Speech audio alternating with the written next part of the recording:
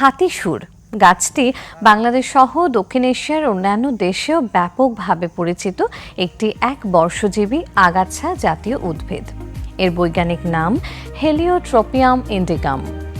হাতিসুর গাছ সাধারণত ছোট ও শাখান্বিত হয়। এর পাতা ছোট ও রুক্ষ এবং ফুলগুলো ছোট ও সাদা রঙের হয়। ফুলের গুচ্ছটি হাতির সুরের মতো দেখতে বলেই এর নামকরণ হয়েছে এমনটি। এই গাছটি সাধারণত আগাছা হিসেবেই জন্মায় এবং খালি জমি, রাস্তার ধারে বা বাগানেও দেখা যায়। এটি খুব দ্রুত বৃদ্ধি পায় এবং অন্যান্য উদ্ভিদের জন্য ক্ষতিকরও হতে পারে।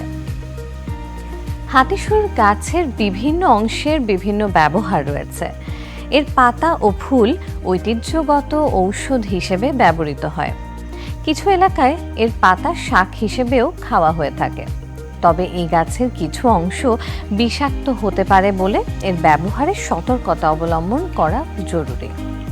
হাতিসুর গাছ মূলত এশিয়া মহাদেশের উদ্ভিদ। বাংলাদেশের পাশাপাশি ভারত, শ্রীলঙ্কা, পাকিস্তান এবং দক্ষিণ পূর্ব